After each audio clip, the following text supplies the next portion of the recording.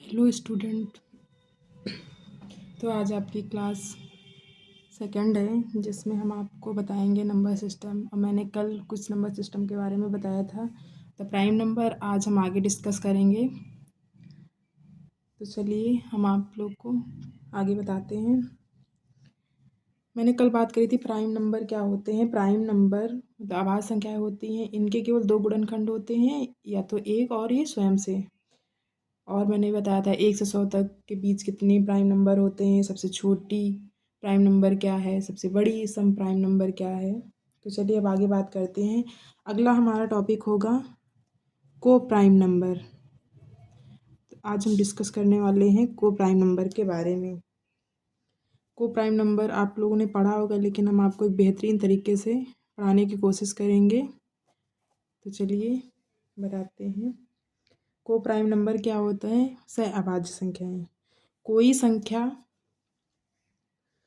ऐसी संख्या होती है जिनके दो फैक्टर होते हैं, या तो वो एक से कटे, एक को छोड़ के किसी भी संख्या से वो ना कटे, उसे हम क्या कहते हैं, हमको प्राइम नंबर कहते हैं। तो इसकी डिफिनेशन होगी कोई भी संख्या एक को छोड़कर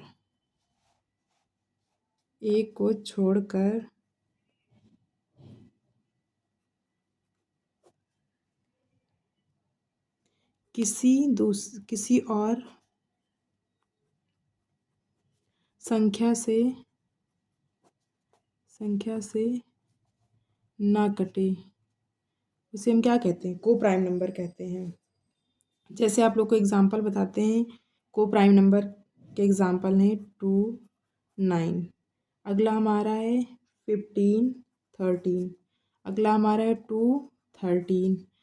अगला हमारा है 22, 15। ये ऐसे नंबर्स हैं जो एक को छोड़ के किसी और संख्या से विभाजित नहीं हो सकते हैं। तो इन्हें हम क्या कहते हैं, इन्हें हम को प्राइम नंबर कहते हैं। चलिए हम इसके बाद, ये तो हमारा हो गया टाइप 1। अब हम आपको टाइप 2 बताते हैं। Type number 2। टाइप 2 होता है हमारा यूनिट डिजिट। आप लोग को अच्छे से पता होगा यूनिट डिजिट क्या है, बट हम आप लोग को एक बेहतरीन और आसान तरीके से बताने की कोशिश करेंगे कि हमारा यूनिट डिजिट क्या होता है। यूनिट डिजिट मतलब इकाई संख्या जो हमारी होती है वो कौन सी होती है।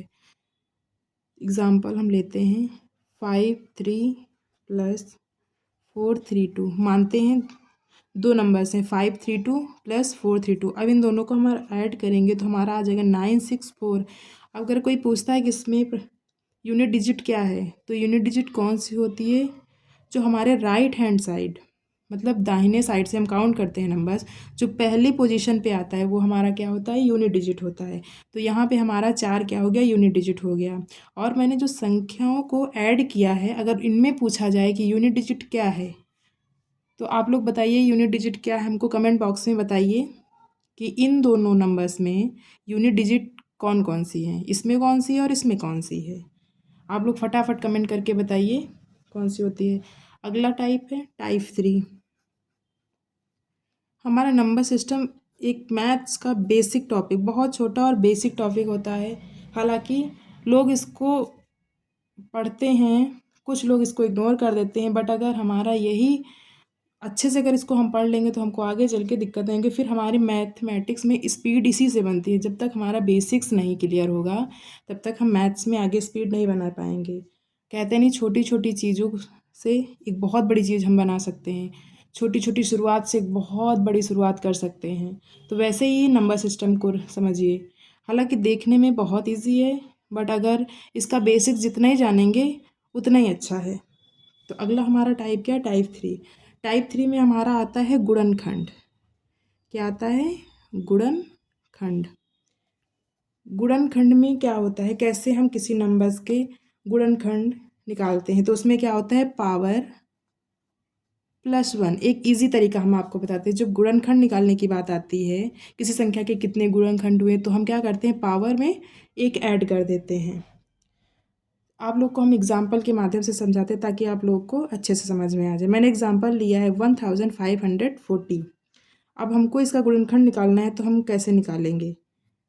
2 की पावर 2, 5 की पावर 1, 7 की पावर 1, 11 की पावर 1। अगर कोई पूछता है नंबर्स ऑफ फैक्टर इसमें कितने हैं, तो हम कितने बताएंगे। अगर कोई पूछता है नंबर्स ऑफ फैक्टर कितने हैं, तो हम लोग बताएंगे कैसे काउंट करें। मैंने आपको बताया गुणनखंड मतलब फैक्टर पावर प्लस 1। अब यहाँ पे देखिए इसकी 2 की पावर 2 है, तो 2 की पावर 2 मतलब पावर हमारी जो है वो 2 है, इसमें हम एक ऐड करेंगे तो क्या हो जाएगा, 3 हो जाएगा। फिर मल्टीप्लाई 5 की पावर 1 है, पावर 1 है, फिर 1 ऐड करेंगे तो 2 हो जाएगा। ऐसे ही हम 7 की पावर 1, इसमें 1 ऐड करेंगे हमारा 2 हो जाएगा। फिर 11 की पावर 1 है, 1 में 1 ऐड करेंगे 2 हो जाएगा। अभी इसका मल्टीप्लाई अगर इनका करेंगे आपस में तो हमारा कितना आएगा, 24 आएगा। तो हम अगर कोई पूछता है कि 1540 मतलब 1540 में अगर इनके फैक्टर्स में देखते हैं कितने फैक्टर होते हैं, तो कितने होते हैं, 24 होते हैं। और अगर कोई पूछता है कि इसमें इवन फैक्टर कितने होते हैं, तो हम क्या करेंगे, इवन फैक्टर के लिए, तो इवन फैक्टर अगर हमको इवन फैक्टर निकालना होता तो हम क्या करते हैं, पहले वाली पावर जो होती है हमारी, पहले वाली संख्या की जो पावर होती है, अगर इवन है तो उसको एज इट इज़ रख लेंगे, जैसे ही वैसे रख लेंगे, उसमें कुछ प्लस कुछ माइनस नहीं करेंगे। और अगर ऑड है तो ऑड में अगर हमसे कोई ऑड पूछता है तो हम क्या करते हैं, ऑड में ऑड लेते हैं, तो पहले इवन का बताते हैं। अगर हमारा इवन फैक्टर जो है इसमें हम पहला जो अगर इवन नंबर है ये इवन है तो इसको एज इट इज़ लिख लेंगे, तो क्या करेंगे, 2 लिख लिया मैंने। और जो अदर हमारी पावर्स होती हैं उनमें हम क्या करते हैं, 1 ऐड करते हैं, तो इसमें 2, फिर अगली हमारी 2, फिर 2, तो क्या कितना होगा, ये हो गया हमारा 16। तो अगर कोई पूछता है कि इवन फैक्टर्स अगर किसी नंबर्स का हमको इवन फैक्टर फाइंड करना है, तो जो इवन पावर होती है उसको एज इट इज़ रखते हैं, अदर पावर में 1 ऐड कर देते हैं। अगर कोई पूछता है कि ऑड फैक्टर कितने हैं, अगर आपसे पूछा जाए कि 1540 में कितने ऑड फैक्टर हैं, तो हम क्या करेंगे, इसमें हम ऑड नंबर्स ही काउंट करेंगे। जो ऑड नंबर्स हैं मतलब जो पावर्स हमारी हैं ऑड नंबर की, उनको ही काउंट करेंगे। तो हमारा ऑड नंबर क्या है, 5 है, 7 है, 11 है। तो 5 की पावर 1 है तो इसमें एक ऐड करेंगे हमारा हो जाएगा 2। 7 की पावर 1 है, 1 में 1 ऐड करेंगे तो क्या हो जाएगा, 2। 11 की पावर 1 है, 1 में 1 ऐड करेंगे तो हमारा फिर से 2 हो जाएगा। तो 2 मल्टीप्लाइड बाई 2 मल्टीप्लाइड बाई 2, अगर इन तीनों का हम गुणा करते हैं तो हमारा कितना आता है, 8। तो अगर आपसे कोई पूछे 1540 में कितने फैक्टर हैं, तो हम लोग कितने नंबर्स ऑफ फैक्टर बताएंगे, 24। अगर कोई पूछता है इवन फैक्टर कितने हैं, तो 16। ऑड फैक्टर इसमें कितने हैं, तो 8। आशा है कि आप लोगों को अच्छे से समझ में आ गया होगा। अगर कोई डाउट है तो प्लीज़ आप कमेंट बॉक्स में हमको ज़रूर बताइएगा। अगर आप लोगों से कोई डाउट है किसी भी चीज़ में तो आप लोग हमको बता सकते हैं, ताकि हम आपका डाउट क्लियर करने में पूरी कोशिश करेंगे। चलिए आज आपको हम इतना ही पढ़ाएंगे, फिर नेक्स्ट हमारा जो क्लास 3 हमारी होगी उसमें हम आपको बहुत इंपॉर्टेंट नंबर सिस्टम का सबसे इम्पॉर्टेंट सबसे टफ चीज़ होती है जिसमें बच्चे ज़्यादातर मात खा जाते हैं, वो क्या होता है, डिविजिबिलिटी रूल। ये बहुत इंपॉर्टेंट है और मतलब देखा जाए तो टफ भी है बच्चों के लिए, हालांकि इसको इग्नोर कर जाते हैं लोग, लेकिन ये है बहुत टफ और इम्पॉर्टेंट भी है बहुत ज़्यादा। नंबर सिस्टम में ज़्यादा से ज़्यादा क्वेश्चन डिविजिबिलिटी से ही आते हैं, तो कल हम आपको डिविजिबिलिटी का रूल बताएंगे। आज के लिए इतना ही, और हमारा अगर वीडियो अच्छा लगे तो लाइक करिए, चैनल को सब्सक्राइब करिए, शेयर करिए और कमेंट में ज़रूर बताइएगा कि कैसी लगी आपको क्लास। Thank you.